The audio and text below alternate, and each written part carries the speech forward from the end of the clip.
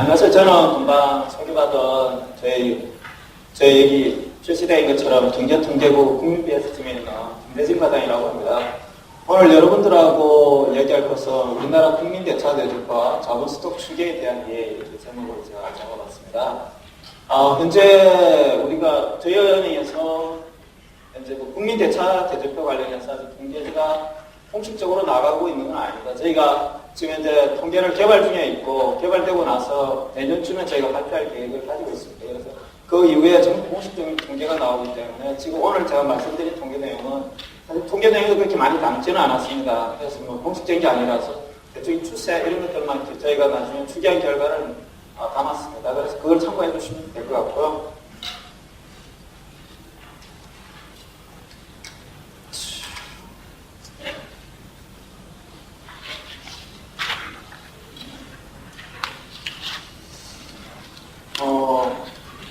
오늘 여러분하고 같이 얘기할 내용은 저희 목차에서 보시다시피 국민대차 대출표, 그리고 자본스톡, 자본서비스 추계 결과 이렇게 말씀을 드릴 건데요. 혹시 국민대차 대출표라고 이렇게 들어보신 분 계시나요? 들어보신 분 있으면 손 한번 들어보시면 좋을 것 같은데. 아무도 없으시군요. 사실 저희가 이거 아직 미발표 통계라서 이렇게 이런 이름을 생소할 겁니다. 그래서 이 개념 자체가 굉장히 좀 저희 통계국 내에서도 이 개념이 좀 굉장히 어렵고, 그리고 이거를 산출하는데 굉장히 이론적인, 사실은 통계가 여러 가지 경제 이론에서 많이 입각해서 통계를 많이 만들고 있습니다.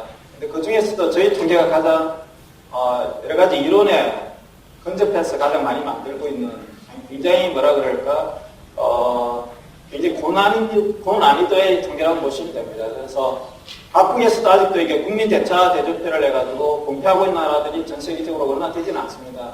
5개 국가 정도가 뭐 우리가 알고 있는 미국, 영국, 뭐 캐나다, 호주 이 정도 숫자밖에 안 되거든요. 거기서도 지금 현재 공식적인 숫자가 나오긴 하지만 여러 가지 거기서도 이제 추정 작업을 보완 작업도 많이 하고 국민 전체의 대차 대표를 작성하는 게 사실 쉬운 일이 아니기 때문에 굉장히 어려운 작업 중에 하나입니다. 그리고 그 국민 대차 대표에 들어갈 게 저희 팀에서 주로 작업하는 내용인데 자본 스톡이라는 거하고 그다음에 자본 서비스 이 두 가지를 저희가 개선을 하게 되는데 이 내용에 대해서는 제가 차근 말씀을 드리겠습니다. 굉장히 좀 사실은 좀 어려운 내용입니다. 그래서 제가 이제 강의 목적을 어디 잡아야 되나, 어디까지 여러분이 이해하는 게 가장 중요할까 그런 생각을 많이 했는데, 일단은 저희 은행이 아주 미발표 통계이기 때문에 시사적인 내용에서도 여러 가지 많이 다루시는 건 아니거든요. 그런 걸 감안했을 때 그냥 저희가 어떤 식으로 만들고 이런 통계가 앞으로 나올 거다. 그리고 앞으로 이런 통계가 굉장히 유용하게 사용될 수 있다. 어떤 식으로 사용될 수 있느냐. 이런 점에 중앙점을 두고 제가 좀 말씀을 많이 드리겠습니다.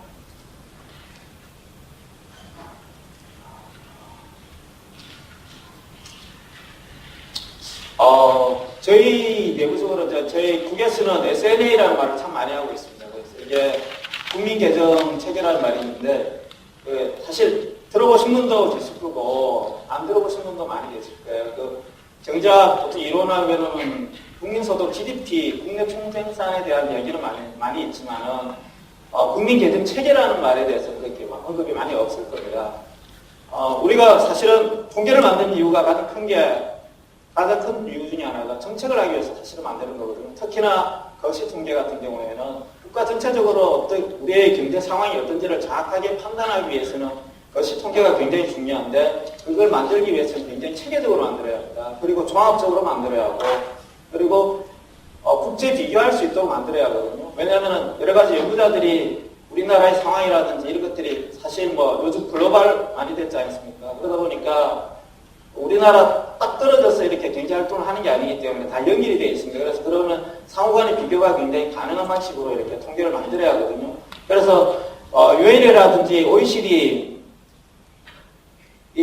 각국에서 여러 가지, 그리고 EU 쪽에서도 국제 통계 기준을 만들기 위해서 매년 많은 전문가들이 어떻게 하면 통계를 좀 더 현실성이 있게 만들 거냐, 빠진 게 없느냐, 어떻게 하면 더 좋게 만들 수 있냐에 대한 연구를 많이 하고 그 국제 기준들을 많이 제정을 하고 있습니다. 저희가 SNA 같은 경우에 여러 가지 특징이 제가 금방 좀 흘러가면서 말씀을 드렸는데, 굉장히 국민 전체를 대상으로 하기 때문에 굉장히 포괄적이어야 하고, 그 다음에 여러 가지 계정이 있습니다. 이게 네 가지가 이렇게 계정이기 때문에 5개 저희 국민 계정 통계라 해서 5개로 이렇게 이루어져 있습니다. 이 5개가 다 동일한 기준에 의해서 동일한 시장 가격이라는 기준 하에서 모든 게 평가가 이루어져야지 그 4개 사용해서 저희가 경제 분석을 할 때 항상 보면은 소득이라든지 소비, 생산 이런 거 다 연결을 시켜가지고 분석을 하지 않습니까? 그렇다 그러면 그게 똑같은 기준 하에서 연결이 돼야 하기 때문에 정확한 분석이 이루어질 수 있습니다. 그래서 항상 이게 정합성을 가지고 있어야 하고, 그리고 금방 말씀드린 그 통합상, 이 계정 간에도 여러 가지 그 연결이 돼야 하거든요. 그리고 사실 국가마다 다 사정이 다 다릅니다. 그 데이터의 기초 데이터, 통계를 만들려고 하면 다양한 기초 데이터들이 필요하거든요. 그 기초 데이터들이 완비가 되어 있는 나라들이 있고, 그 다음에 일정 부분의 데이터가 없는 나라들이 있기 때문에 그 데이터 사정에 따라서 각국의 사정에 따라서 통계를 측정을 하고 편제를 하도록 이렇게 허용을 하고 있습니다. 사실상 이거는 강제 지침이라기보다는 권고사항이거든요. 이렇게 해주기를 바란다, 국제기구에서. 유럽 같은 경우에는 잘 아시겠지만 유럽은 이렇게 통합이 됐잖아요. 유럽 같은 경우는 사실 거기는 법적인 강제사항입니다. 그래서 유럽 내 국가들 같은 경우에는 그쪽에서 어떤 기준을 정하면 무조건 그쪽 따라야 하지만은 지금 현재 다른 나라 같은 경우에는 이 기준에 의해서 권고사항으로 이렇게 맞추면 좋은 건데 되도록 각국의 사정이 다르기 때문에 맞출 수 없는 부분들이 분명히 있을 거거든요. 그리고 글로벌 이야기에서 제가 말씀드린 것처럼 국제적 비교 가능성이 있어야지 통계로서 유용성이 좀 제고가 많이 되고 부분입니다.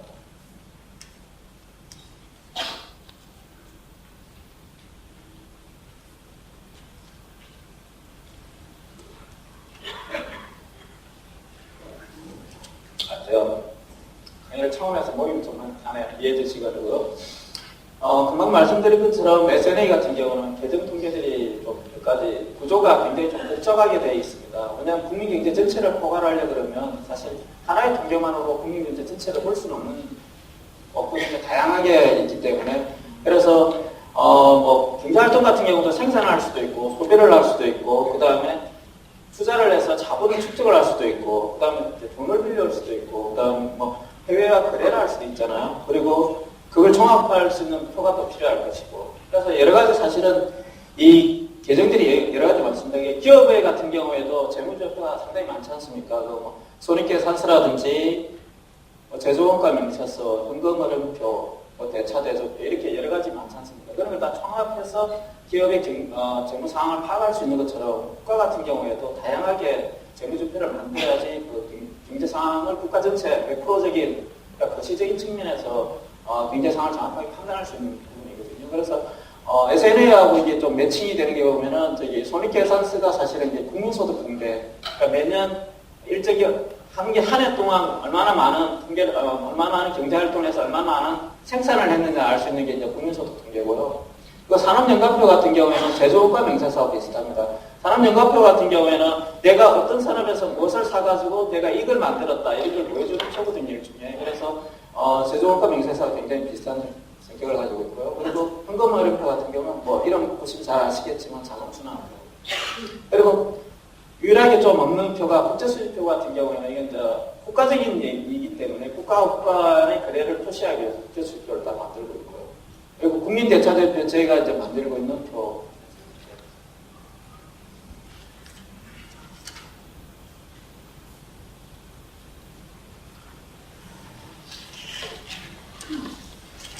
사실 이게 대차대조표라고 보면 기업의 대차대조표랑 사실 그 의미를 거의 똑같이 생각하시면 되거든요. 기업 같은 경우에도 사실 연말 시점에 재무제표를 작성하고 대차대표를 작성하잖아요. 그래서 저희 국민 대차대조표 같은 경우에도 연말 시점을 기준으로 해서 작성을 하고 있고요.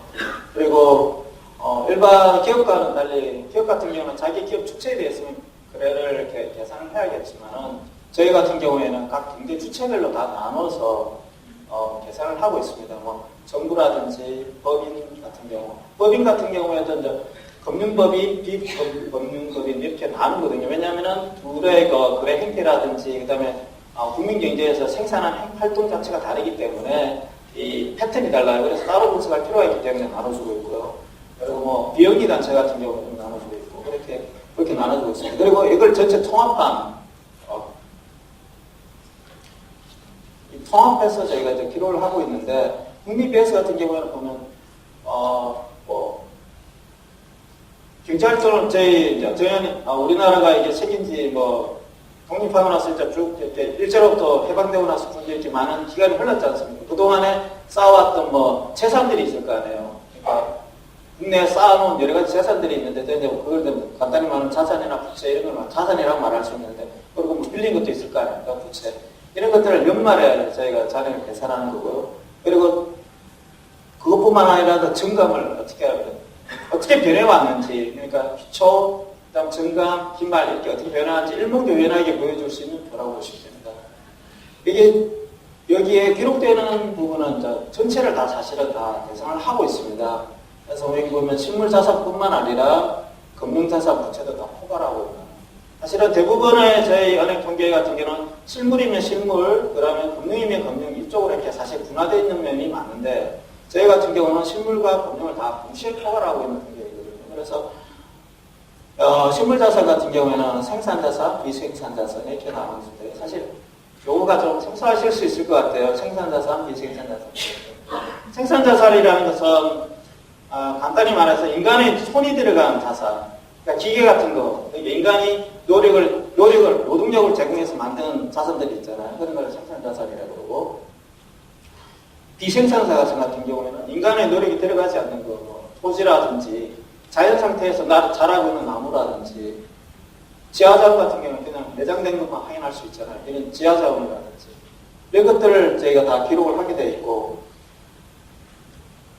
아까 제가 말씀드렸던 연말 잔액과 그 증감을 기록하는 가장 큰 이유가 뭐냐면, 이게 스톡 통계와 플롯 통계, 그러니까 저량 통계와 그 다음에 유량 통계의 항등관계가 사실 유지가 되어야 가장 중요한 내용 중에 하나입니다. 그래서 증감을 기록할 수 있는, 그래야지 다른 표하고도 연관성을 가질 수가 있고요.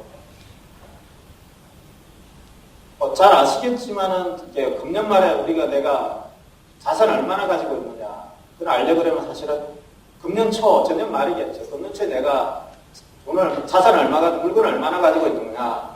근데 금년에 내가 얼마만큼 샀느냐. 그걸 두 개를 더하면은 이거보다 클 수밖에 없는 게, 왜냐면 금년에 내가 생산활동을 하면서 쓴 게 있을 거 아니에요. 그건 빼줘야 하거든요. 빼줘야지 결국 금년 말 잔액하고 동일하게 이루어지는 부분이 있습니다. 그리고 여기 같은 경우에는 사실 기타적인 부분이라고 보시면 돼요. 자산이라는 기타 증감이라는 용어가 굉장히 생소할 건데, 재난 같은 거 발생하는 경우 있잖아요. 그러면 동물이라든지 여러 가지들이 가지고 있는 재산들이 좀 파손이 될 거니까, 그러면 거기에 따라서 이게 감사하는 것들을 자산의 기타 증감으로 저희가 잡아주고 있습니다. 때로는 지하자원이 새로 발견될 수도 있고, 그런 부분은 이제 다시 늘어나는 거예요. 하게 될 거고요. 이 보유손익 정감 같은 경우에는 내가 그냥 자산을 가지고 있음으로써 일정 기간 가지고 있음으로써 발생하는 그 가격의 상승으로 인해서 가지는 캐피털 게인 있잖아요. 흔히 말하는 캐피털 게인을 말하거든요. 그래서 이 항목들 다 더하게 되면 내가 오랜만에 가지고 있는 이 재산의 총액을 알 수 있는 거죠.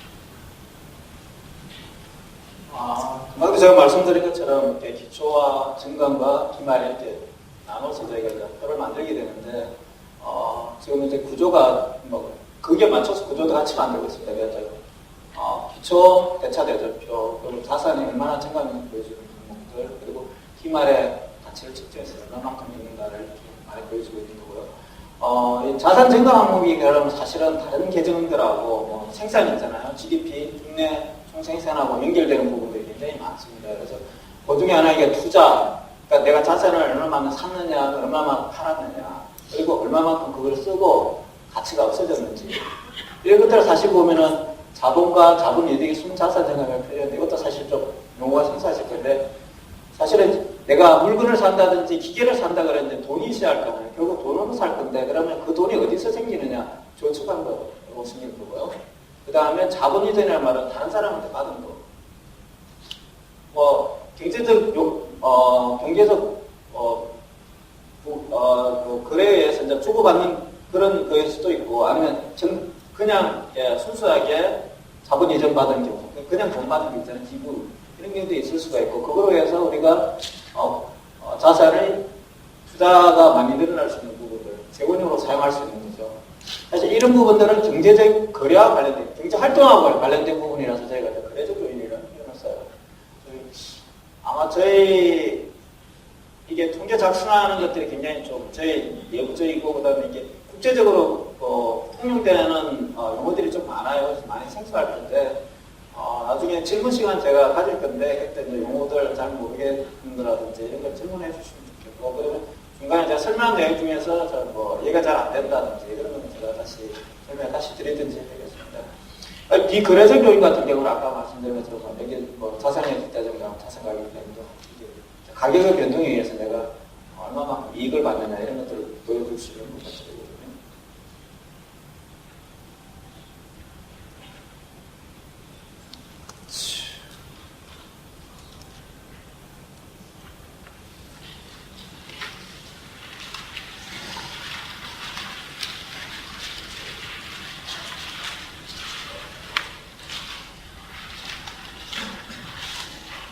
사실 저희가 금융과 자산 전체를 다 통합해서 이제 기록을 하고 있지만은 저희가 사실은 금융하고 그다음에 자산을 다 계산하지는 않습니다.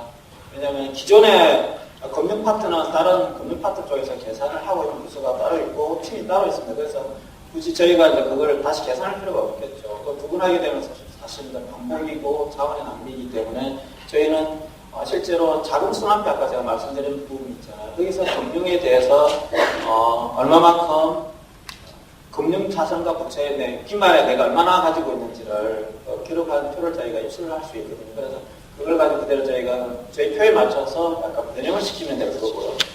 그리고 나머지 같은 경우에는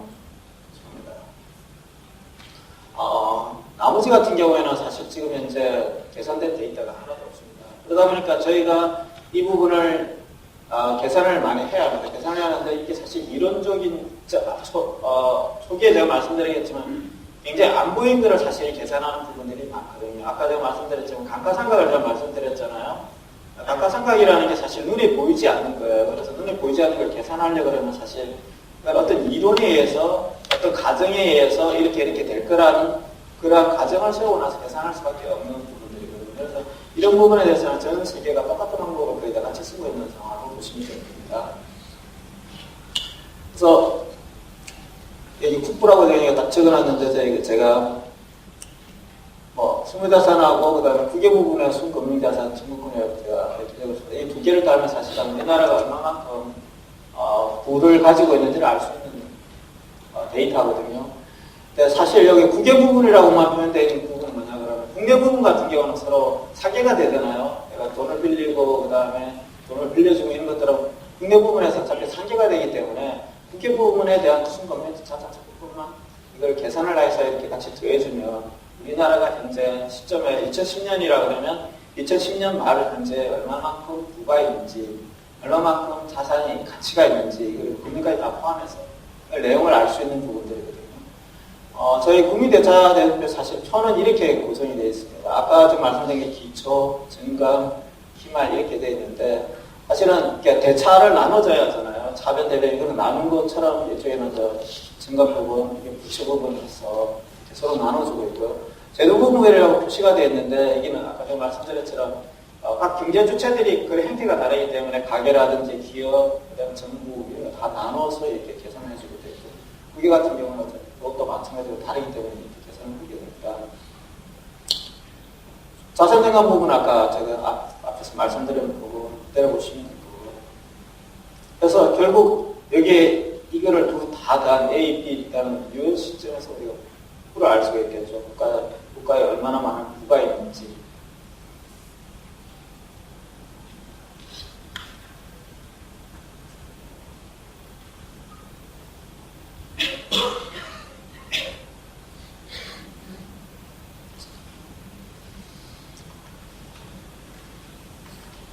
사실 우리나라 전체적으로 얼마만큼 자산이 있는지를 계산하려고 하면 자산이 굉장히 많지 않습니까? 기계 같은 경우에도 다양한 기계들이 있고 반도체 만드는 기계들도 있고, 아니 반도체 만드는 기계도 굉장히 여러 가지 종류가 있잖아요. 뭐 LCD 만들 때 그 들어가는 판넬들 찍는 기계들도 있을 수 있고, 반도체 메모리 만드는 기계들도 있고, 여러 가지 기계들이 참 많거든요. 그래서 그런 기계들 전체를 다 사실은 전부 다 빠짐없이 기록을 해야지 국가의 부분을 정확하게 측정할 수 있을 거 아니에요. 그래서 저희 한국은행에서 매년 발표하는, 매 분기마다 발표하는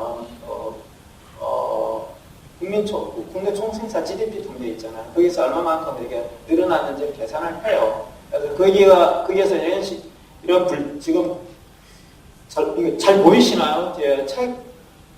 책에 잘 보이시나요? 이게 워낙 항목이 많아서 제가 이제 크게 분류는 생산자산, 비생산자산은 제가 말씀을 드렸잖아요.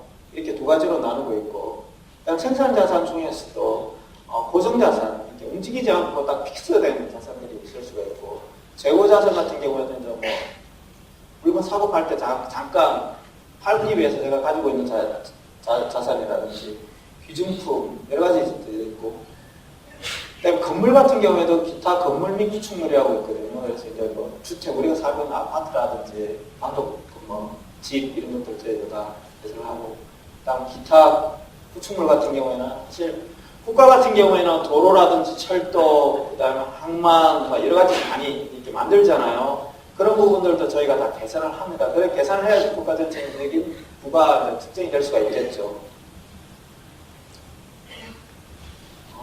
그리고 여기 군사 장비 이렇게 표시가 되어 있는데, 사실 이거 지금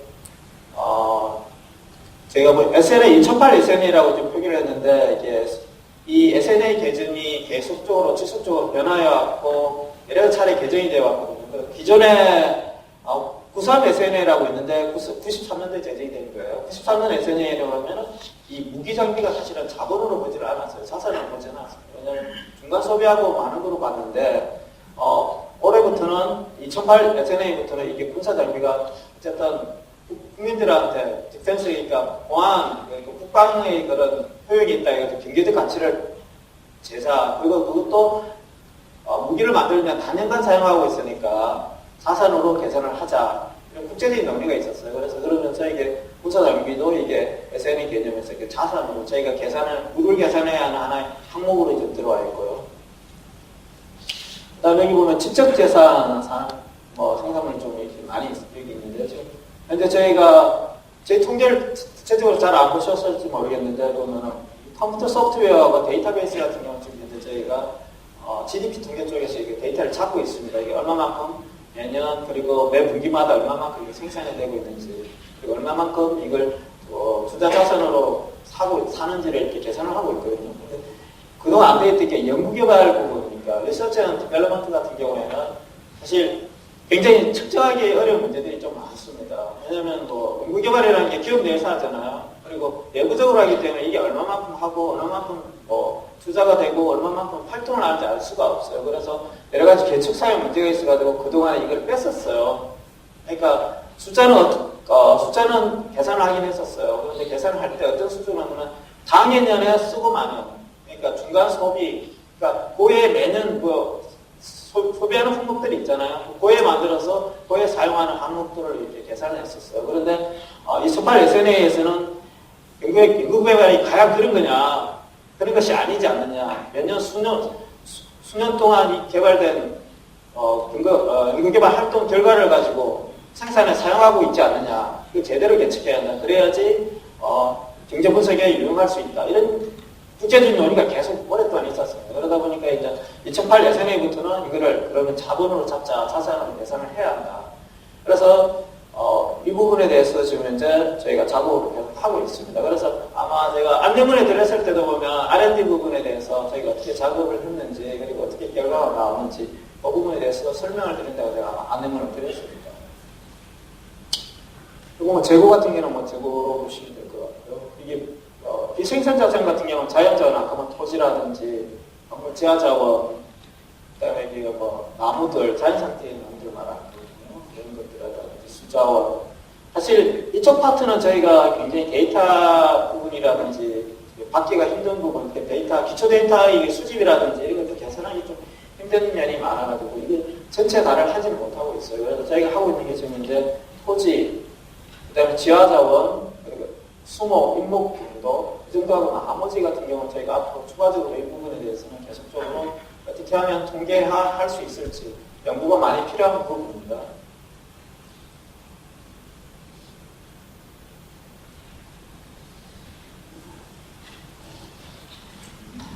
이 슬라이드는 제가 금방 앞에 말씀드렸던 국민대차대표하고 다른 SNA 개념에 있는 다른 계정들하고 관계를 쭉 다시 한번 제가 요약을 하는 거고요. 이거에 대해서는 제가 다시 말씀드리면 중복이기 때문에 일단은 제가 넘어가겠습니다.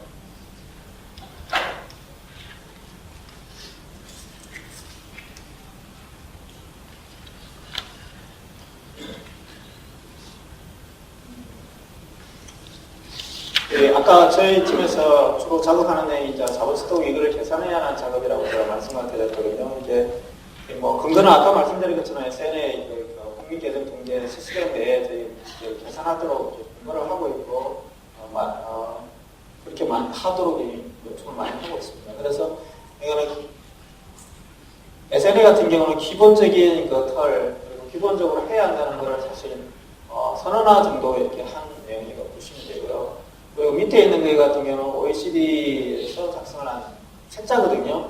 메저럴 캐피털이라고 해서 OECD 매뉴얼인데 여기서 자본 스톡을 그러니까 절약 통계적 그러니까 연말에 자본이 얼마나 많은지 자산이 얼마나 많은지 측정할 수 있는지 그걸 굉장히 이론적이고 그리고 방법론적으로 이렇게 하면 계산할 수 있는지를 굉장히 자세하게 적어놓은 매뉴얼이거든요. 그래서 OECD 들어가셔도 이렇게 제목을 치시면 그대로 이렇게 다운이 되는 부분입니다. 여기 보면 굉장히 좀 새로운 내용들이 많습니다. 저도 우리 팀에 오고 나서 이제 습득한 지식들인데 굉장히 좀 복잡하고 그리고 굉장히 이론적인 내용들이 좀 많고 여러분 잘 아시겠지만 이쪽에 이론을 크게 정립하신 분들이 세계적인 석학이신 조르겐슨 교수들 조르겐슨 교수를 아는지 모르겠는데 그분이 이쪽에 이론을 굉장히 정립하시거든요.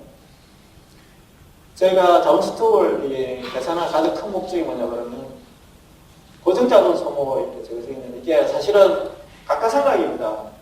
기업에서는 각가상각이라고 표현을 하는데 저희 국민소득 시스템 내에서는 고정자본 소모라는 말을 씁니다. 왜냐면은 기업 같은 경우에는 회계적 개념에 의해서 각가상각이라는 말을 쓰잖아요.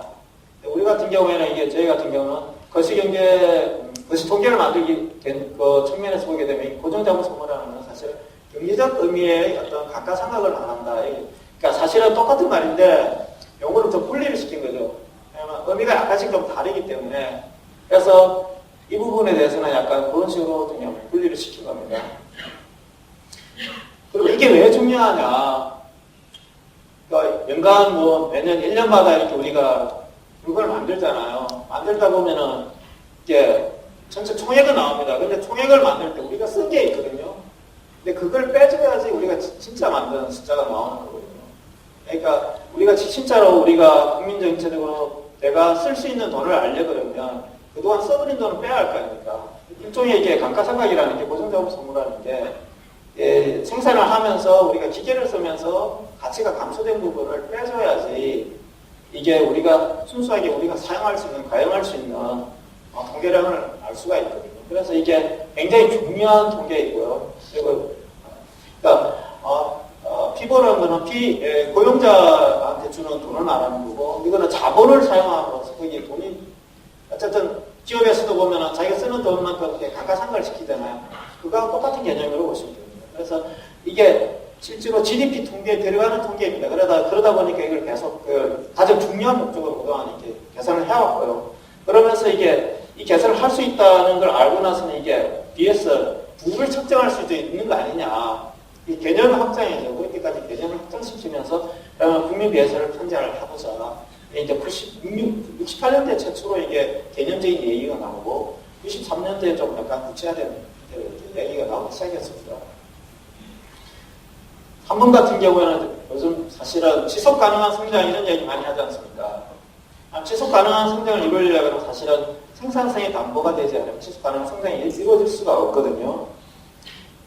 그러기 위해서 필요한 게 사실은 그러면 내가 생산 능력이 얼마나 되는지를 사실 측정을 해야 하잖아요. 그러면 우리가 가지고 있는 재산이 얼마인지, 그러니까 특히 자본재 같은 경우 내가 얼마나 가지고 있는지를 알면은 그걸 가지고 어떻게 계산을 하게 되면 생산 능력을 알 수 있을 거 아니에요. 그 생산 능력에 따라 생산 능력을 알 수 있는 게 이게 자본 서비스거든요. 그러니까 사실은 굉장히 새로운 개념입니다. 우리가 경제학 이론에서 보면은 생산함수 보면 LK를 이렇게 얘기를 하고 있잖아요. LK 같은 경우, L 같은 경우는 그동안 뭐 통계청이라든지 노동 투입 시간을 해서 계산을 해왔어요. 공식적인 통계가 있었고. 근데 K 같은 경우는 공식적인 통계가 그동안 없었습니다. 왜냐하면 자본을 가지고 내가 얼마만큼 1년 동안 투입하는지 알 수가 없기 때문에 통계가 없었어요. 그래서 그 통계가 바로 이 자본 서비스거든요. 그래서 이 자본 서비스가 있게 되면 생산 이론이라든지, 그 다음 생산 분석이 사실상 가능하게 되는, 물론 그동안 학자들이 여러 가지 추정을 통해서 계산을 하긴 했어요. 그런데 그게 공식적인 게 아니고 비공식적으로 이제 연구를 한 거죠. 우리 은행에서 만약에 이걸 발표하게 되면 공식적인 통계가 나가게 되고, 공식적인 통계에 의해서 생산이라든지 생산성 분석이 이루어지고, 여기에 따라서 우리가 생산 능력이 얼마나 되니까 우리가 가지고 있는 잠재 생산 능력, 그러니까 잠재 경제 성장률도 얼마나 될 수 있을지 그걸 계산할 수가 있어요. 그래서 사실 최근까지도 잠재 성장률에 대해서는 사실 계산이 굉장히 어려워서 공식적인 통계가 없기 때문에, 이제 공식적인 통계가 나가게 되면 여러 가지 잠재 성장률 같은 경우에도 지금 공식적인 통계가 없지만 계산할 수 있는 그런 기반을 마련한 통계를 저희가 만들게 되는 겁니다. 좀 생소한 용어들이 많고 사실 학교에서 안 배우는 내용들이 좀 많아서 좀 받으시기가 좀 힘들 수도 있을 거예요. 특히나 이제 통계를 만드는 사람들이 거기에 특화된 용어들을 많이 만들다 보니까 익숙하지 않는데, 아까도 제가 말씀드린 것처럼 저희가 어떤 통계를 만들고 어떻게 하고 이런 거 정도 이렇게 가볍게 터치한다고 생각을 가지시고 들으시면 될 것 같아요. 이걸 전부 다 이해한다고 보기는 사실 이게 굉장히 이론적이고 굉장히 어려운 통계이기 때문에 이건 제 한 2시간으로서 이게 설명을 한다 하더라도 정확하게 다 이해를 시킬 수는 없을 것 같아요. 아까 말한 조르겐슨이라는 노벨상을 받을 가능성이 가장 많은 분으로 이야기하신 그분도 과연 이야기했을 때 2시간 내에 설명을 할 수 있을지 저도 잘 모르겠습니다.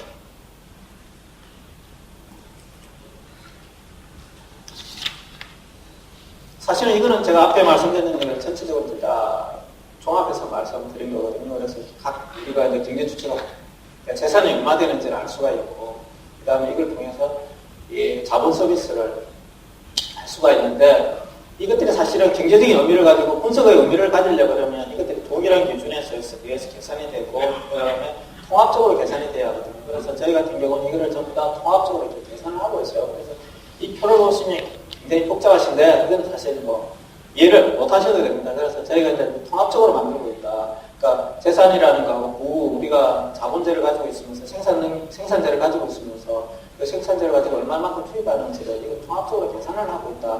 우리 은행, 한국은행에서 그걸 계산하고 있다. 그런 정도만 아시면 될 것 같습니다. 추가적으로 이거에 대해서 나중에 더 알고 싶으시면 제가 이제 이메일이 있으니까 그쪽으로 이제 질문을 주셔도 제가 최대한 자세하게 설명을 드리도록 하겠습니다.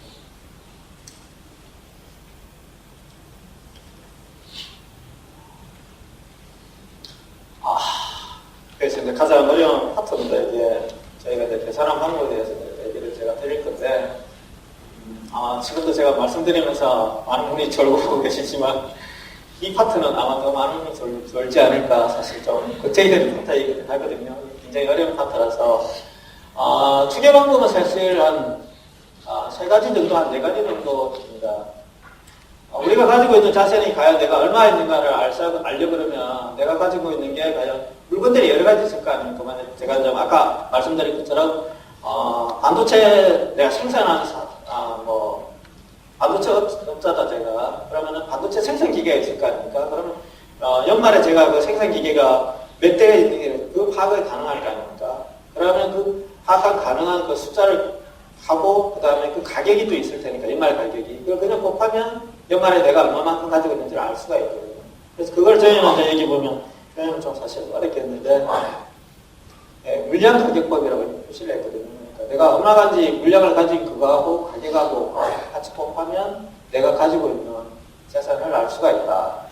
그걸 이제 저희가 하는데, 사실은, 저희는 뭐 여러 자산이 있는데, 저희가 이제 추계하는 것 중에 보면, 이런 것도 합니다. 그 젖소, 과스, 뽕나무, 이런 것도 사실은 굉장히 중요한 생산 자산이기 때문에, 저희 이런 것도 계산하는데, 이런 것 같은 게 연말에 얼마만큼 남아있는지 알 수가 있기 때문에, 제가 이제 수량을 이렇게 계산을 하고, 그 다음에 이 가격을 높여주는 식으로 계산하는 걸 사용하고 있고, 그 다음에 지금 여기 보면 수면제가치법, 이게 사실 이제 경제적인 이론에 의해서 사실 계산하는 방법입니다. 그러니까 자연자원 같은 경우에는 사실 내가 물량이 얼마나 있는지 사실 좀 알기가 힘들고 가치가 얼마 되는지 가격 자체를 좀 알기가 힘들어요.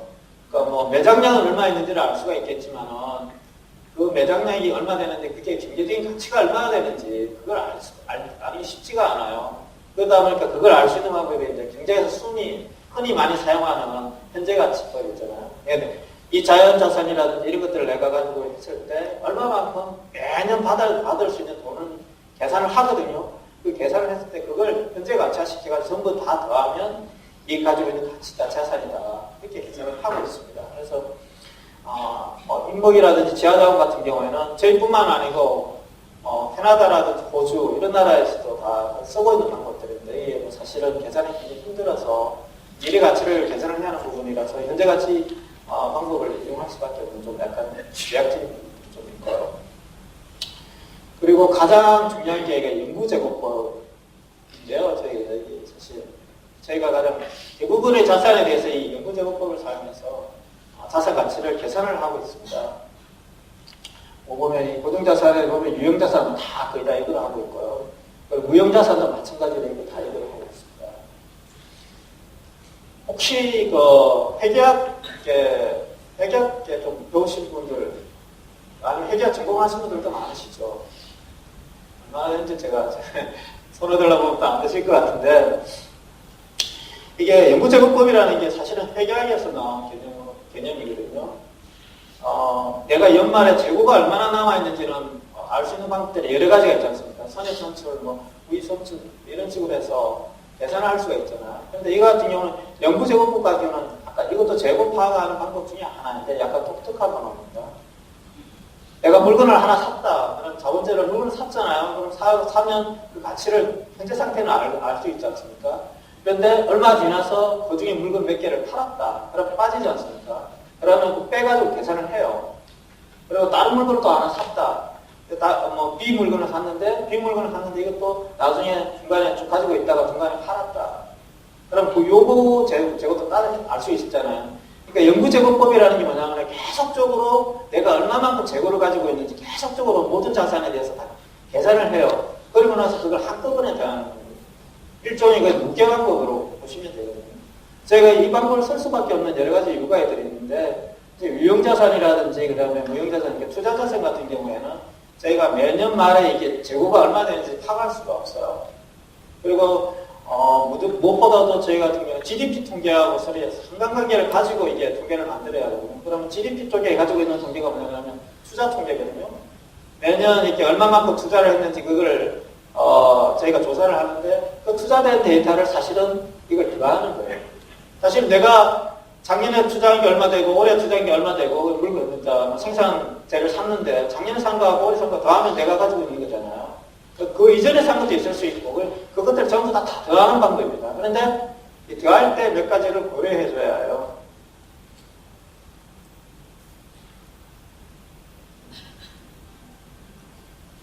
고려해 줘야 할 게 세 가지가 있습니다.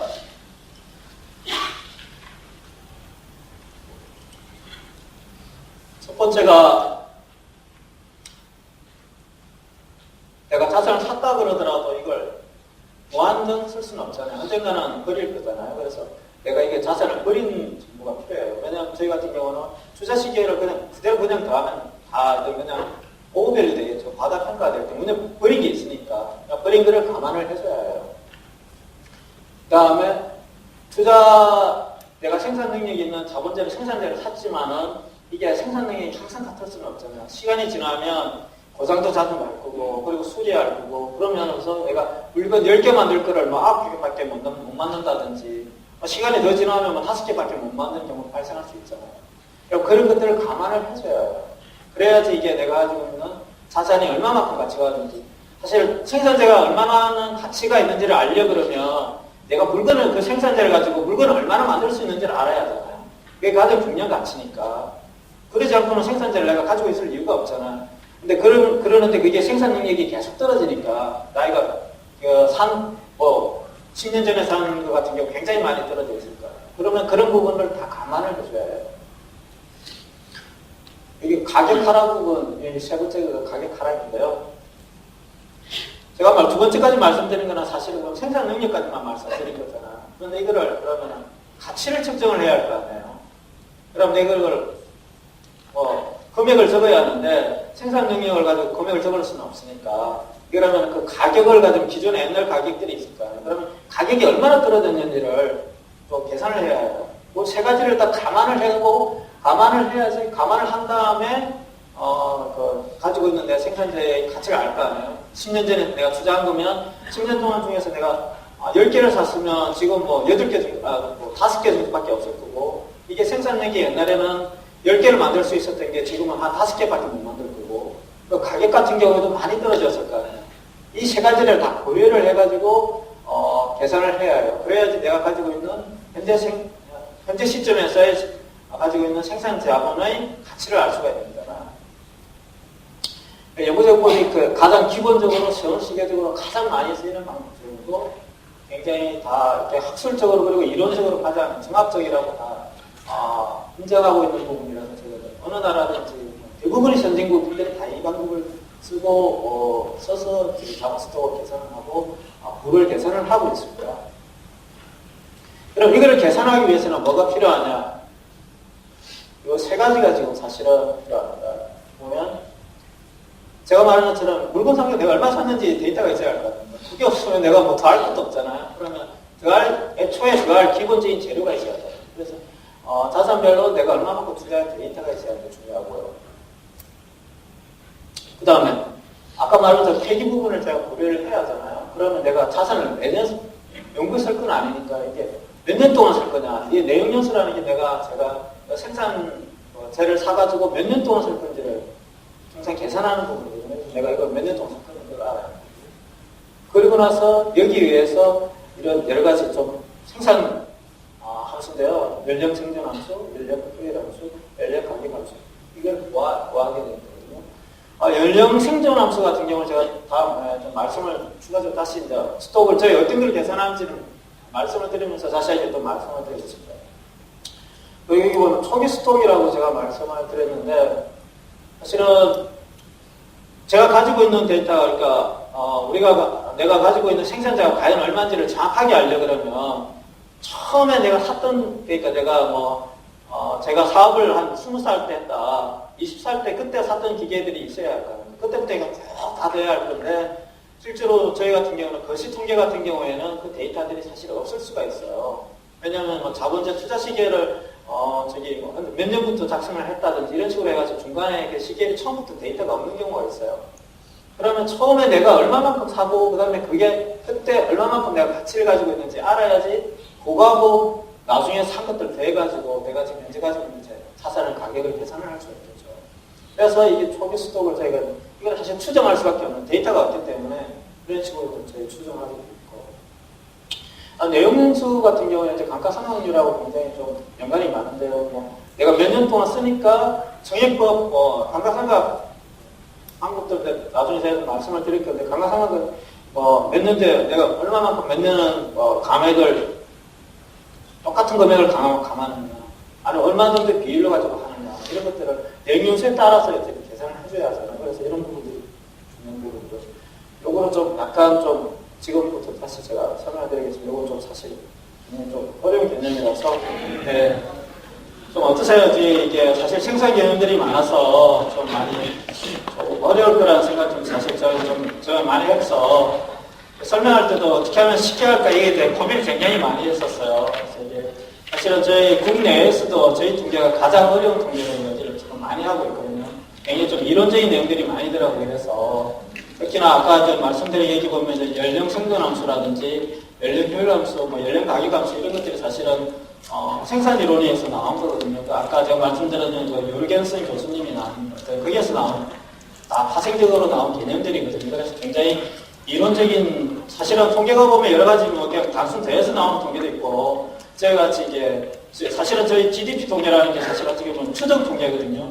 그러니까 국가 전체적으로 얼마만큼 생산을 많이 하느냐, 데이터 하나하나 다 못 가지기 때문에 일정 부분 같은 경우는, 없는 데이터 같은 경우는 경제적 내용을 이런 걸 파악을 해서 그거 연동시켜서 이렇게 추정을 해서 계산을 하게 되거든요. 저희 통계가 가장 추정 통계의 가장 최상에 있는 통계라고 보시면 되고요. 저희 아까 뭐 SNA 제가 말씀을 드렸는데, SNA 같은 경우에도 지금 아까 몇 가지 계정들이 쭉 있었잖아요. 한 5가지 계정이 있는데, 그 계정을 다 만든 나라가 사실 별로 없습니다. 그래서 그 계정을 다 만든 나라가 그 SNA 최상위 그룹에 속하는 거로 이렇게 뭐, IMF나 OECD 같은 경우에 이제 한번 각국마다 이렇게 국민소득 통계를 얼마나 잘 만드는지 나름대로 평가를 하거든요. 그래서 그 기준에 의해서 만드는 건지 아니면 그 기준이 안 돼서 통계 데이터가 없는 과정에서 그걸 가상으로 이렇게 가정해서 만드는지 이런 것들을 평가를 하게 되는데, 저희가 이 통계를 만들게 되면 굉장히 레벨이 굉장히 높아지는 그런 효과를 가질 거라고 생각을 하고 있습니다. 사실 이걸 뭐 자세하게 설명하고 그러면은 사실 한도 끝도 없거든요. 그래서 이거 개념적인 내용들만 사실은 제가 말씀을 드리겠습니다. 제가 스톡을 만들게 되면 사실은 스톡이 재량 통계잖아요. 재량 통계는 3가지가 있습니다. 그러니까 총 스톡이라고 말할 수 있는 거 있고, 그 다음에 생산 스톡, 그 다음에 순 스톡이라는 게 있거든요. 총 스톡 같은 경우에는 아까 말한 것처럼 폐기만 고려하는 스톡을 말합니다. 폐기만 봤을 때 내가 얼마만큼 자산이 폐기됐는지를 볼 수 있는 통계를 말하는 거고요. 그 다음에 생산 스톡 같은 경우는 생산자가 가지고 있는 생산 능력이 과연 총 생산 능력이 얼마나 되는지 그걸 알 수 있는 통계거든요. 그리고 맨 마지막에 제가 말씀드린 그 순스톡이라는 거는 그 가치가 얼마나 되는지, 그때는 이제 내가 실제로 이제 우리가 금액을 계산해야 하고, 그 다음에 대차대주폐 적어야 하잖아요. 그럼 저희가 사실 대차대주폐 적는 금액은 사실은 순스톡입니다. 생산스톡이라든지 총스톡은 그 계산하는 과정에서 나오는 하나의 경우, 중간 과정이거든요. 그래서 중간 과정 중에서도 특히나 중요한 게 이제 생산스톡 같은 경우에는 아까 말씀드린 것처럼 생산성 분석을 위해서 나올 수 있는 기초 통계이기 때문에 저희가 굉장히 신경 써서 만들고 있는 통계입니다. 기본적으로 이게 총스톡하고 그다음에 생산스톡을 만들려고 하면 이렇게 연령 생존함수라는 걸 알아야 합니다.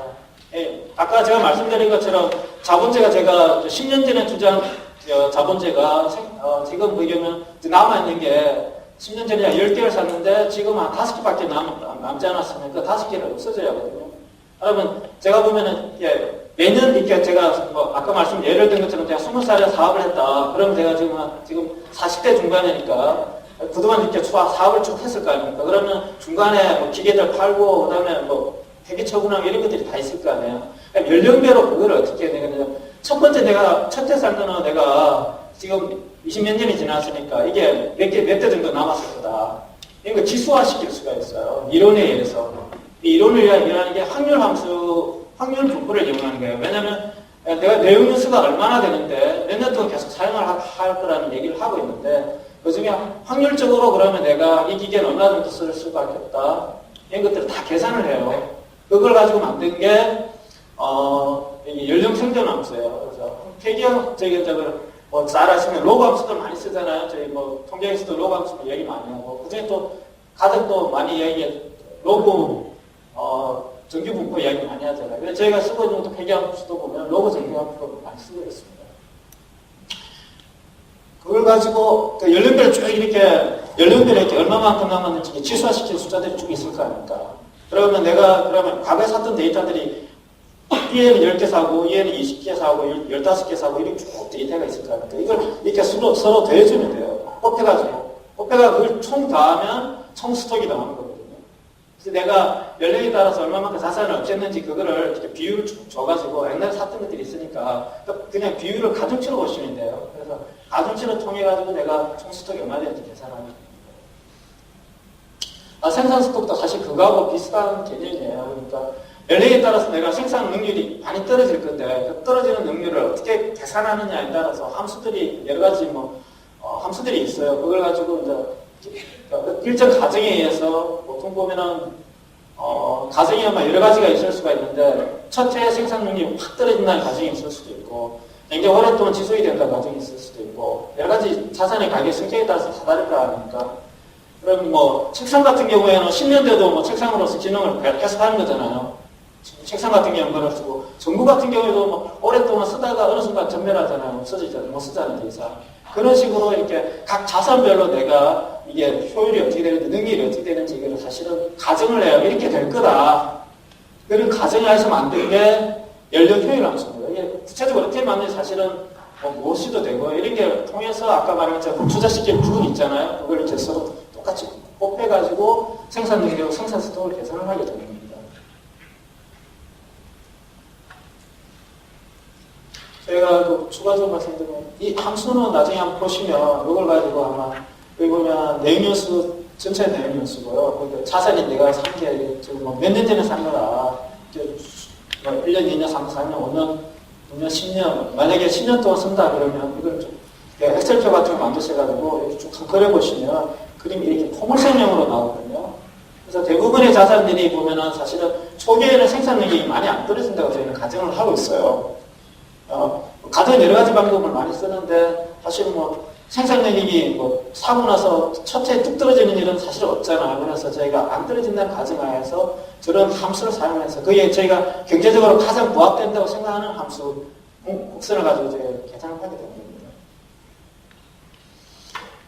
순수통이 사실 저희가 이제 아까 말씀드린 것처럼 대차 대출에 기록하는 부분이고 순수통에서 가격하고 연결이 되어 있기 때문에 감가상각을 계산할 수가 있는 거거든요. 이게 사실 경제적으로 가장 이게 가장 중요한 그러니까 통계표 상으로서 가장 중요한 개념인데 이걸 가지고 기록을 하고 있기 때문에 연령 가격 함수에 의해서 이제 계산을 하게 되는 건데 아까 말씀드린 것처럼 자산의 가격에 따라서 가치가 다 다를 거 아닙니까? 한 살이던 게 뭐 가격이 100일 수는 100이고 그다음에 2살 되면 90이든지 3살 되면 80 이런 식으로 쭉 이렇게 있을 수가 있거든요. 연령이 지나면서 그 연령을 가지고 가중치를 만들어서 투자시킬 수 있는 걸 가지고 이렇게 서로 곱해주면서 순수통을 만들게 되거든요.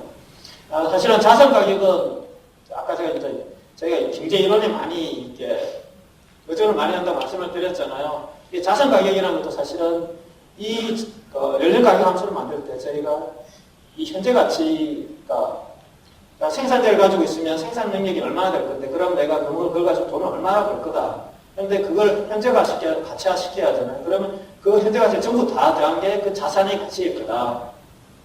그런 가정하에서 이게 저희가 이게 자산 가격을 계산하게 되고요. 여기 보면 제로라고 표시가 되어 있죠. 그럼 이거는 내가 오래 샀을 때 가격을 보면 오래 샀는 것들이 계속 벌어들일 거 아니에요. 이걸 쭉 봐가지고 현재 가치하고 그다음에 이런 식으로 저희 이제 자산 가격을 계산하려면 해서 가격상에 이게 비율이 있으니까 그 비율을 가지고 치수화시켜서 그걸 가지고 연령 가격 함수를 만듭니다. 그래서 사실 그리고 나서 투자 시기를 다 곱하게 되면 순수통이 나오게 되고요. 이 세 개의 개념은 사실 좀 굉장히 생소한 개념이고 저도 저희 팀에 와서 처음 알았던 개념이에요. 그래서 굉장히 대부분 사람들이 사실 잘 모를 수 있는 개념이라서 좀 생소한 개념이라서 좀 설명을 드리겠습니다. 여기서 나온 걸 이용해서 뭐 감가상각 계산을 할 수가 있고 가격 하락 부분을 반영한 거기 때문에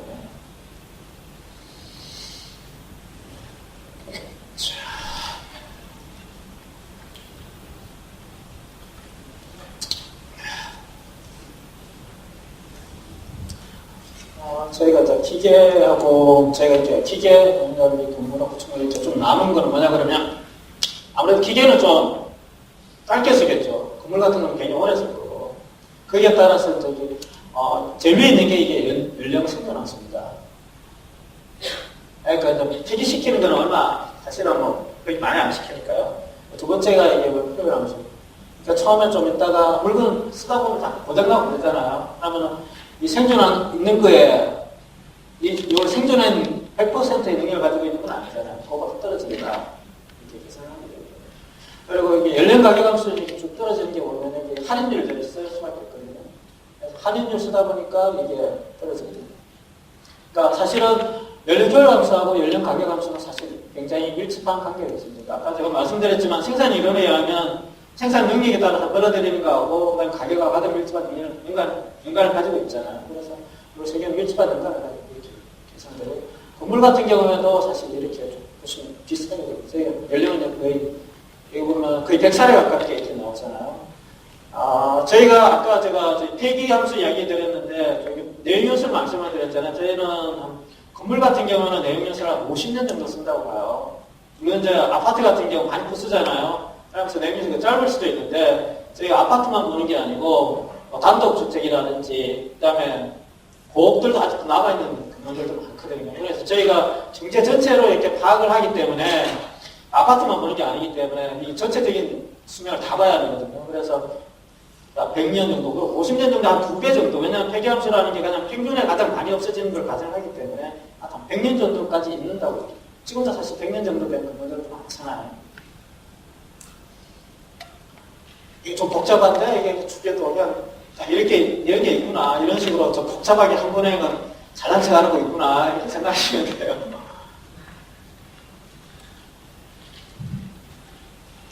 목이 많이 타요.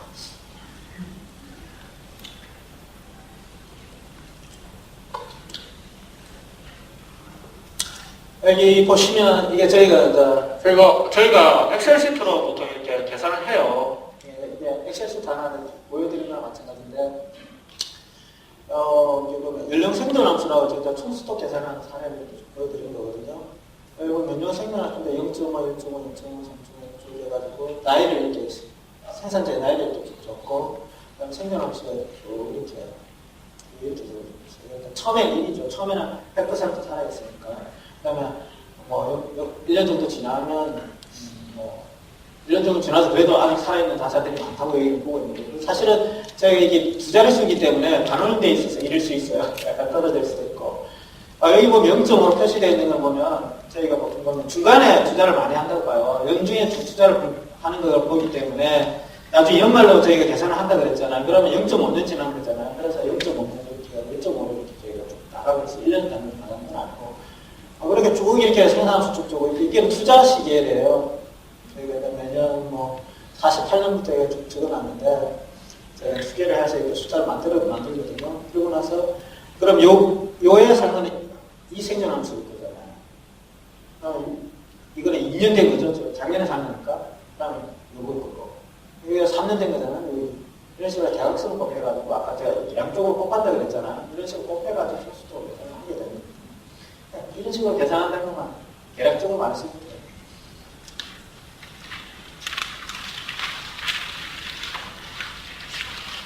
저희가 사실 투자 시계를 이제 얼마나 오래되어 있느냐, 그다음 투자 시계를 얼마나 자세하게 되어 있느냐가 사실은 통계가 얼마나 정확한지를 측정할 수 있는 기준이 돼요. 왜냐면 아까 제가 말씀드렸처럼 제가 정확하게 하려고 그러면 처음에 투자하는 숫자부터 제가 쭉 들어가는 게 제일 좋잖아요. 근데 실제로 그 투자 자료의 여건상 그렇게 못하는 경우가 많아요. 그래서 중간에 이제 초기 스톱을 잡아주는데 그 숫자가 정확해야 하는데 사실 틀릴 경우가 좀 많아요. 그거는 100% 정확하게 장담을 못해요.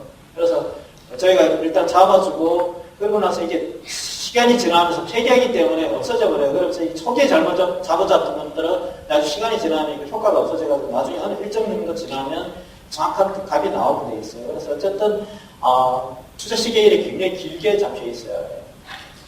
그리고 내용연수가 자산별로 다 다르기 때문에 되도록이면 세부적으로 데이터들이 있어요. 그러니까 내가 1년 정도, 그러니까 내가 3년 정도 쓸 데이터를, 3년 정도 쓰는 생산자를 데이터가 없어가지고 10년 쓰는 걸 이렇게 잡으면 안 되잖아요. 그래서 되도록이면 세세하게 내용연수를 갈라줄 수 있는 할 수 있는 데이터들이 있어부터 다 있는 한을 다 조사를 해요. 그래서 그거 항목별로 해가지고 저희는 한 60개 정도로 이렇게 60개 항목으로 이렇게 나눠가지고 기계도 여러 가지 있잖아요. 그래서 반도체도 있을 수도 있고, 농업용 기계도 있을 수 있고, 건설용 기계도 있을 수도 있고, 이런 것들 쭉 다 나눠서 하고, 그 다음에 저희 같은 경우 운송장치도 보면, 승용차, 또 트럭, 이런 식 다 있잖아요. 이런 거 다 나눠서 저희가 내면서 조사를 해요. 그래서 나중에 저희가 투기할 때 보면 내면서 쭉 나누는 걸 제가 표로만 간략하게 보여드리겠습니다. 그리고 이게 내용연수, 사실은 지금 현재 연구개발 같은 경우는 투자대 시기엘이 없어요. 그동안 안 잡아왔기 때문에. 그래서 제가 이걸 잡아가지고, 여기 보면 연구개발 활동 보고서요. 여기가, 우리나라 R&D 관련해서 얼마나 기업들이 얼마만큼 왜 사용하고 있는지를 보고하는 내용이 있어요. 그래서 나중에 관심이 있으시면은, 무게발 활동 보고서 한번 인터넷에 한번 검색을 해봤어요. 여기 보면 뭐 지역별로 R&D 투자 비용이 얼마나 되는지도 다 나와 있고, 그 연구 인력들이 얼마나 되는지 이런 것도 다 나와 있거든요. 근데 저희 이 통계를 그대로 쓸 수 없는 게 저희하고 이게 아까 SNA 기준하고 안 맞는 면이 있거든요. 그러니까 기준을 똑같이 통일시켜야 하기 때문에 그거 기준을 맞도록 저희가 추계를 작업을 했었어요. 아까 뭐 네이뉴스 저희들 어떻게 이걸 잡았느냐. 제일 중요한 게 가장 큰 게 사실은 국가자산 중에서 가장 큰 게 사실은 건설자산이에요. 굉장히 커요. 그에 대해서 주택하고 그다음에 뭐 상업용 건물들 있잖아요. 오피스, 상가 이런 것들 보면 네이뉴스 어떻게 하면 통계청에서 계산한 데이터들이 있어요. 그 통계청의 데이터 중에 보면 얼마만큼 만들었는데 얼마만큼 언제 폐기되는지 이렇게 폐기 상태를 알아보는 데이터도 있어요. 그거 보고 되면 운송자산 같은 경우는 자동차 선박 이런 거 같은 경우는 등록 통계 있잖아요. 그래서 저희가 이제 내뉴스 조사할 때 가용한 통계가 있는 것 같으면 전부 그걸 다 이용을 당해요. 그래서 국가기관들한테 뭐 국토부나 뭐 여러 가지 안전행정부나 이렇게 여러 가지 있는 국가기관들한테 저희가 그 데이터를 우리가 이거 내용 연수를 알아야 하니까 그 데이터를 요구를 해요. 공문을 보면서 저희들 받아가지고 거기에 의해서 그 내용수 생각해요. 그리고 여기 기계류하고 소프트웨어 연구개발 이 같은 경우에는 지금 현재 뭐라 그러나 행정 자료가 없어요. 그 국가에서 이렇게 신고받고 그다음에 그걸 기록하고 이런 게 없어요. 왜냐하면 기업들이 하는 건데 그랬다가 기업들이 뭔데 우리 하는 일을 간섭 안 해 그럴 거 아니에요. 요즘도 간섭 많이 한다고 난리인데 그런 부분에서 저희가 어쩔 수 없이 자체적으로 조사를 해요. 얼마만큼 너희들이 쓰는지 조사를 하고 대신에 조사할 때 이건 통계 목적 외에는 안 쓴다고 저희가 이제 통계법에 따라서 하죠. 그냥 자체 추정하는 거니까 이것도 이렇게 한다는 건 알아요. 이거 사실은 이게 어떻게 하는지를 지금 말씀드릴 수가 없고 제가 그래서 이게 좀 보시면 제일 위에 게 이렇게 보면 제일 두꺼운 게 저희가 지금 현재 쓰는 표기함수예요. 요건 노만 함수고 그다음에 와이블 함수라는 게 있고 윈프리 함수라는 게 있어요. 그래서 아마 공학하신 분들은 좀 아실지 모르겠는데 그 기계에 얼마나 쓰고 이게 옛날에 보면 굉장히 오래된 논문이 있거든요. 그래서 이런 기계들이 각 기계들이 얼마만큼 사용하는지를 연구하신 분이 있어요. 거기에 따라서 저희들이 데이터를 받아가지고 자체 검증을 해봤어요. 왜냐하면 우리가 내용연수가 이럴 거라 생각했는데 실제로 그 데이터 내용연수가 맞는지를 사실은 검증을 해야 하는데 저희도 최대한 과학적으로 검증하기 위해서 다양한 방법을 쓰고 있습니다. 연구개발 최근에 굉장히 중요한 이슈가 되고 창조경제 이야기 많이 하고 그러는데 사실 그런 면하고도 좀 연관이 있는 그 파트이긴 한데 저희도 이 부분은 내용연수가 없어가지고 이렇게 작년 2012년도에 저희가 7, 8개월에 걸쳐가지고 사실은 내용연수 조사를 했었어요.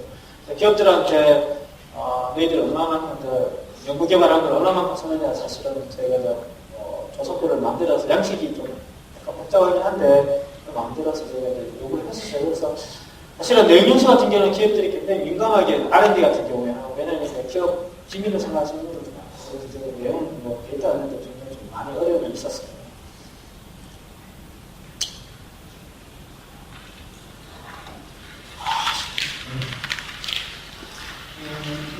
보시면 이게 저희가 이제 내용연수 자체 조사한 결과거든요.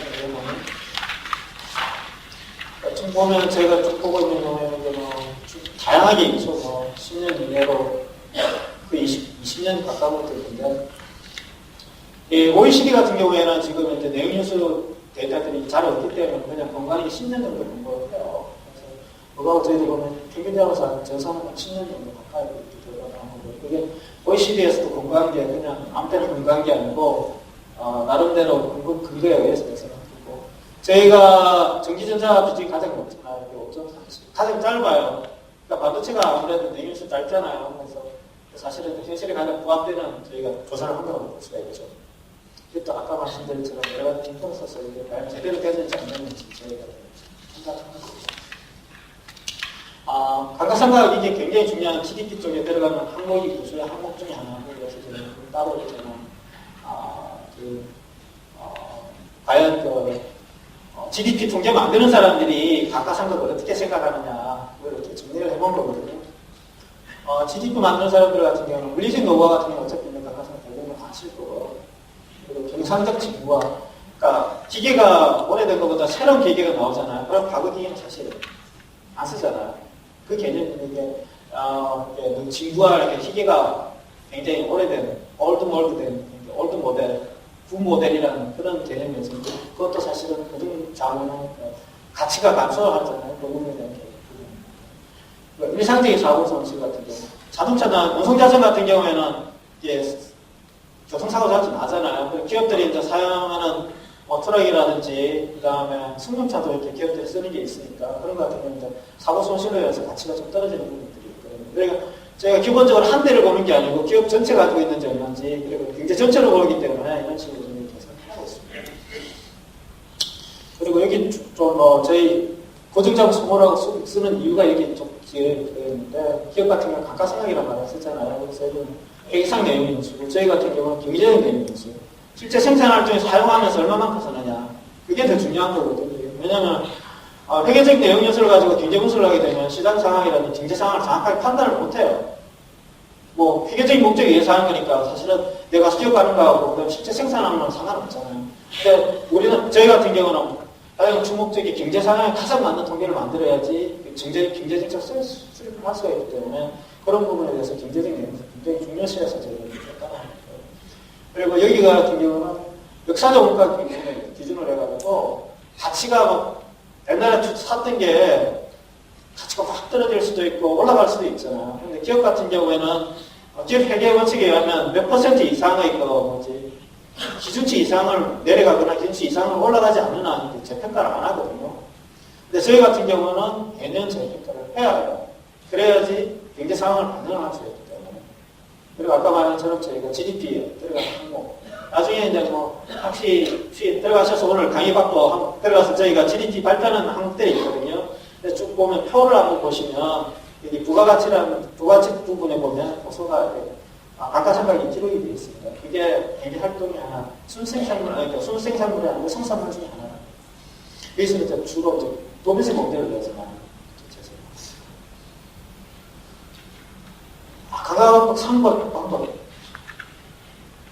사실 이거는 저희뿐만 아니고 사실은 지금 이제 이건 기본적으로 내용을 좀 많이 아실 거라고 생각하는데 내용 연수에 따라서 이제 똑같은 금액을 직선형으로 해가지고 좀 뭐라 그래야 하나 금액을 매년 일정 금액 감소시키는 그런 거죠.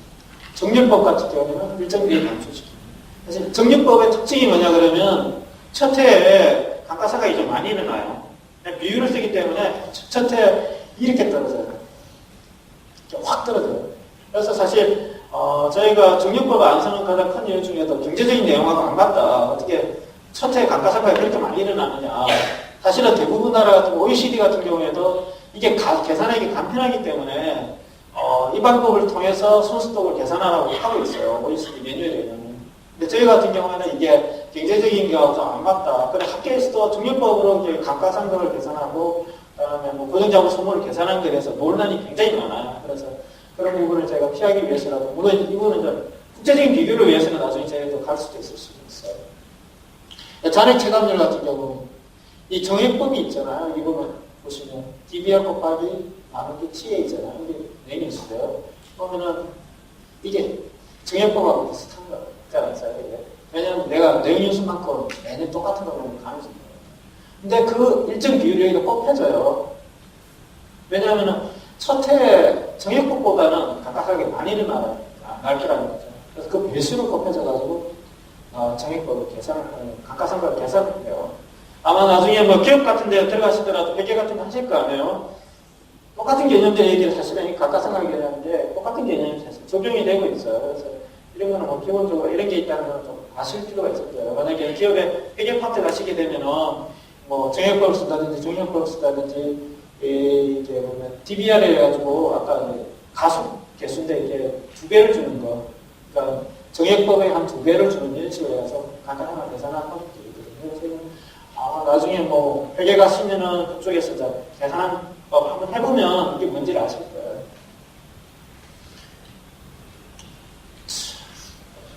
자본 스미스.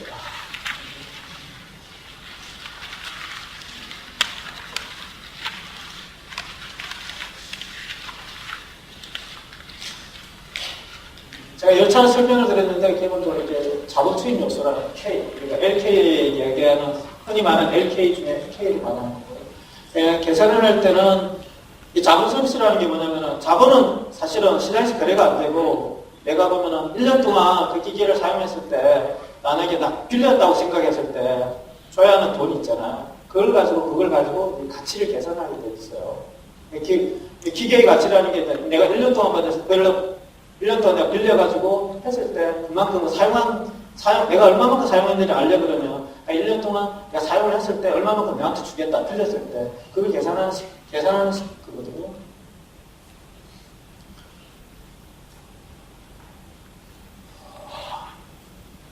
일단 뭐 이 식 전체를 아실 필요는 없고 직관적으로 보면 자본의 사용자 비용이니까 내가 1년 동안 사용했을 때 얼마만큼 줘야 하는지 직관적으로 설명을 드리면 여기 보면 이게 이자율이거든요. 이거 금융비용.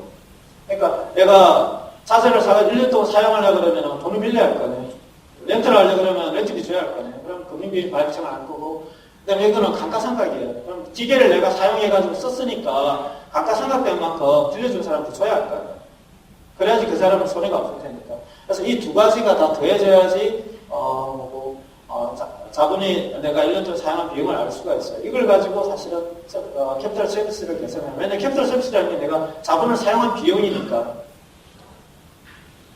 시간이 없어서 제가 좀 빨리 설명드리는데, 아까 제가 말씀드린 것처럼 이렇게 자세하게 저희들이 하고 이렇게 맞춰서 이렇게 하거든요. 마찬가지로 이렇게. R&D는 저희가 좀 다른데요. 보면 R&D는 하나의 상품이 아니고 산업별로 저희가 능력사가 다 달라서 알려주고 하고 있습니다. 똑같은 R&D가 아니니까요.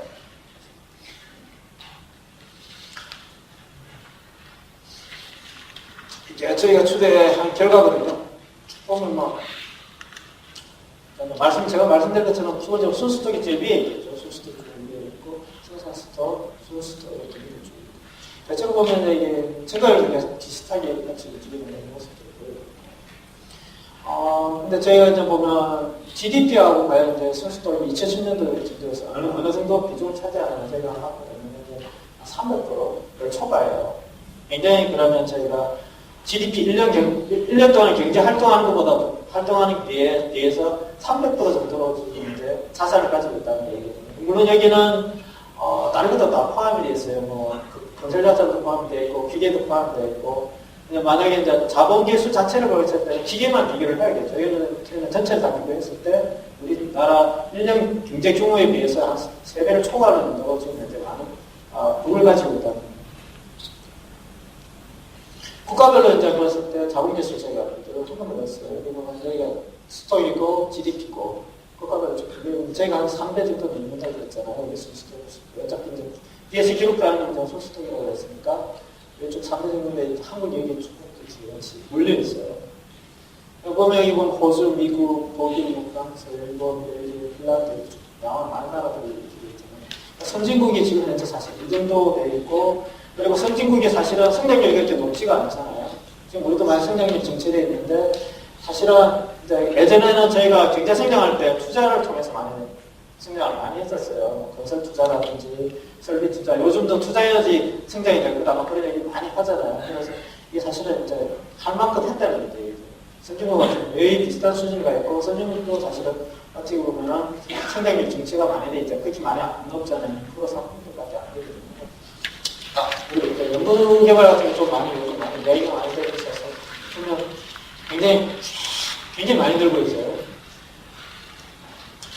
우리나라가 R&D 1년에 지출하는 금액이 세계 탑 클래스예요. 굉장히 금액이 많고, 그래서 이것 때문에 아마 경제성장이 아직도 좀 다른 나라보다 더 높을 수도 있는 그런 여지들이 좀 있는 것 같아요. 여기도 보면 저희가 세 가지 스톡을 개선하고 있는 걸 볼 수 있기 때문에 다 비슷하게 추세로 움직이고 있고. 여기는 증가율인데요. 초기에는 굉장히 많이 증가가 굉장히 크잖아요. 사실 이게 규모가 커져서 그런 것보다는 초기에는 사실 수당이 별로 없으니까 조금만 해도 확 늘어날 거 아니에요. 그래서 그런 부분에서 좀 많이 늘어난 거고, 그 이후로 이제 조금 추세적으로 좀 떨어지는 부분들이 있고, 최근에 약간씩 다시 R&D 중요성들이 인식이 많이 되면서 제가 조금씩 높아지는 그런 추세를 보이고 있고. 사실은 저희가 보면 R&D를 이렇게 자본으로 계산하기 전에는 사실 무형자산이 이렇게 크지는 않았거든요. GDP 쪽에 사실 무형자산으로 잡고 있는 게 소프트웨어하고 뭐 다른 기타 뭐 하나가 있어. 그래서 가장 소프트웨어가 가장 사실 소프트웨어 산업을 굉장히 중요한 뭐 창조 경제의 하나의 그 산업으로 좀 많이 보고 있잖아요. 그래서 뭐 삼성 같은 경우에도 뭐 운영체제 소프트웨어 얘기 좀 그런 쪽에 많이 해야 한다 이런 얘기도 많이 하고. 그래서 그럼에도 불구하고 사실 그 비중이 얼마 안 돼요. 그런데 이 R&D를 넣음으로써 굉장히 비중이 크게 되는 거죠. 그래서 우리나라가 경제규모가 R&D에 사실은 개인하고 상관없을 수도 있어요. 국민 개인들, R&D라는 게 기업이 하는 거기 때문에 기업의 부가 좀 많이 늘어나는. 실제로 예전에도 늘어나 있었는데 개척을 새로 하다 보니까 이제 개척 못했던 것들을 들어가게 되는 거죠. 보면 무형자산이 뭐 이렇게 GDP 차지하는 비율도 굉장히 10%라면 굉장히 큰 거거든요. 연간 경제 활동이 한 10%를 차지한다는 거는 이게 그만큼 중요한 포션을 차지하고 있잖아요. 그리고 그 중에서도 이제 무형자산 중에서도 이제 무형자산 비중이 거의 5배 정도 이렇게 비중이 늘어나는. R&D가 굉장히 중요한 산업으로 이렇게 크고 있다는 걸 보여주는 반증이죠. 제가 이제 좀 약간 미안한 게 시간상 이렇게 자본 서비스에 대해서 좀 자세하게 말씀을 드려야 하는데 시간 자본 서비스에 대해서 자세하게 말씀 못 드린 부분들이 좀 있어요. 그래서 그 부분에 대해서는 뭐 추가적으로 나중에 질문이 있으시면 제 이메일을 보내주시면 질문을 좀 제목을 잘 적어주세요. 제가 바쁘다 보니까 그냥 못 보고 스킵할 수도 있거든요. 그래서 강의 관련해서 질문이 있다든지 이렇게 제목을 적어주시면 제가 답변을 최대한 하겠습니다. 그거 보면은 이게 늘어나는 게 좀 보이거든요. 이게 뭐 자본 서비스에서 하고 그랬어도. 자본 스토리라는 게 생산하는 게 총량이잖아요. 총량이고 서비스 지수 같은 경우는 이게 얼마만큼 늘어나는지를 실제 자본 투입이 얼마 되는지 보여주는 거거든요. 이게 두 개가 거의 비슷하게 올 수 있어요. 여기도 보면 마찬가지로 비슷하게 있고. 그러면 선진국은 어떠냐? 굉장히 달라요. 우리하고 일본하고는 굉장히 비슷한데 나머지는 굉장히 달라요. 이게 가장 큰 게 뭐냐 그러면 아까 저기 자본의 사유자 비용이 있잖아요. 그 부분으로 넘어가야 하는데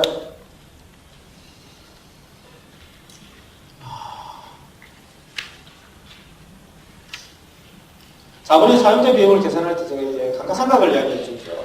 이게 들어가는 거. 이걸 가중치로 쓰기 때문에 감가상각이 들어가요.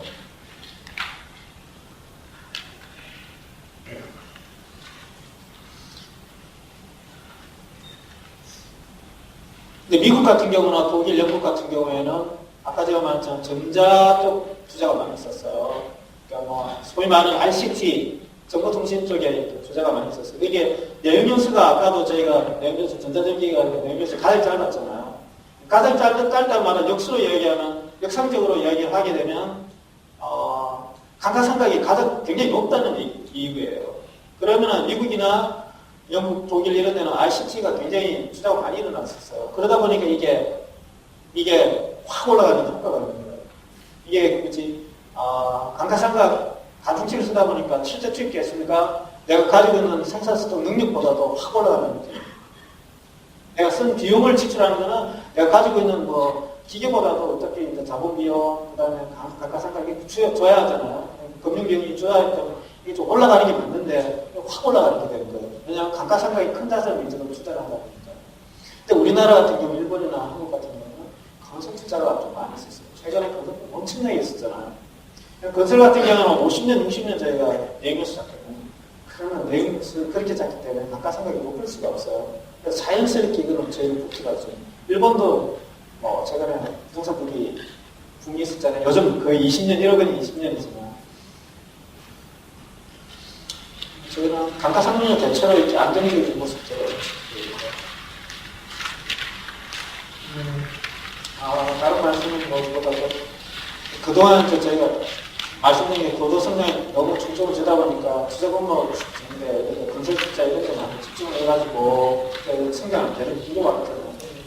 사실 많이 쌓여가지고 과연 앞으로 이렇게 질적인 투자를 하는 게 성장을 할 수 있는 부분인지 아니면 양체의 투자, R&D라든지 그 다음에 지금 저희가 통계 중에서 이제 저희가 계속 앞으로 통계는 다양하게 저희가 대충 못한 게 여전히 있을 수가 있어요. 그러니까 그런 걸 어떻게 잡아내느냐 그런 문제가 있는데 다른 뭐 경제학에서 엑소 이펙트 이야기하잖아요. 엑소 효과 특히 제일 큰 게 자본, 인적 자본.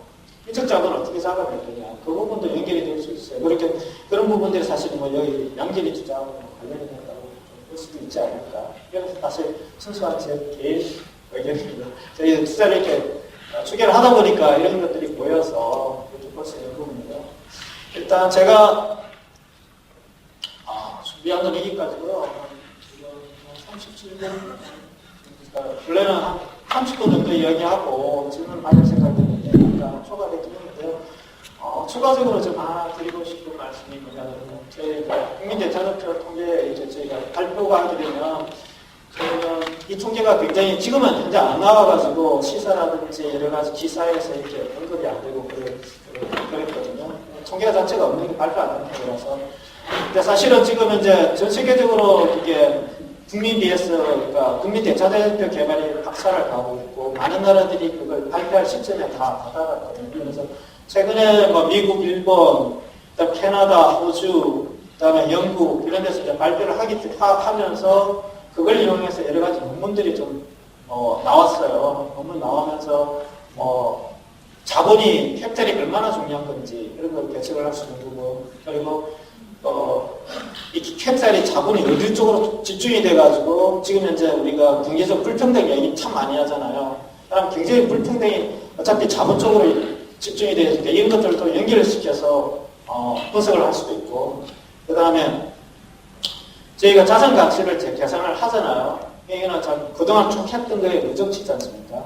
근데 이제 계산이 되게 가치가 이만큼 되는데 1년 동안에 경제 활동이 한 게 있잖아요. 그러면 내가 경제 활동한 것보다도 지금 현재 있는 자산 가치가 얼마나 높으냐. 그걸 봤을 때 우리가 뭐 주택 같은 경우에는 버거리지 아닌지 내가 통상적으로 계산해가지고 1년 동안 열심히 일해가지고 국가 전체적으로 열심히 일해가지고 어느 정도 국민소득이 있을 거 아니에요. 그거 벌어들였는데 보니까 국가 전체적으로 자산이 엄청나게 크다. 그럼 살 수가 없는 거잖아요. 한해버렸어.